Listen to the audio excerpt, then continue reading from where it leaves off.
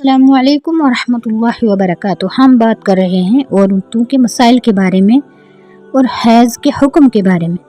حیض کے بند ہونے سے کتنی دیر بعد صحبت جائز ہے؟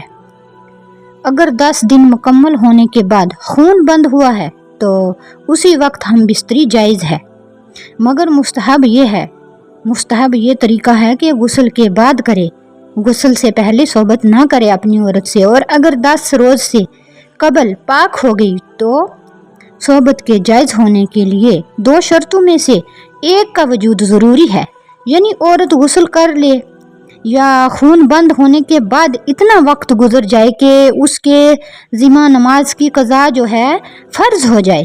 جب ان دونوں میں سے کوئی ایک شرط نہیں پائی جائے تو کیا کرے گی؟ ہم بستری حلال نہ ہوگی۔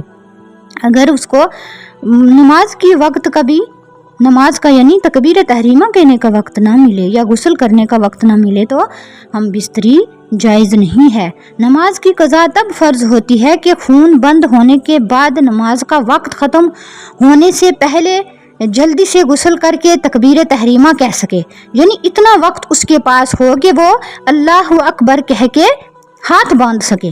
پس اگر عصر سے کچھ قبل خون یعنی کچھ پہلے عصر کی نماز سے کچھ پہلے وقت خون بند ہو گیا مگر غسل کر کے تکبیر کہنے کے برابر وقت اس کو نہ تھا تو غروب سے پہلے صحبت کرنا حلال نہیں ہے، اس لیے کہ اس سے پہلے کیا تھا، اس کے ذمہ کوئی نماز فرض نہیں ہے۔ جس نفاس والی عورت کی عادت مقرر نہ ہو اس سے صحبت کرنا، ہم بستری کرنا اس کے ساتھ۔ کسی عورت کو پہلی مرتبہ 35 دن اور دوسری مرتبہ 33 دن اور تیسری بار 30 دن خون آیا تو اس کے بارے میں کیا کہا گیا کہ اگر اس صورت میں وہ کیا کرے گی؟ اس صورت میں 30 دن کے بعد غسل کر کے نماز پڑھے، اور اگر رمضان المبارک ہو تو روزہ رکھے، لیکن صحبت مکروہ ہے۔ ہاں، 30 دن کے بعد جو اس کی عادت تھی صحبت درست ہے۔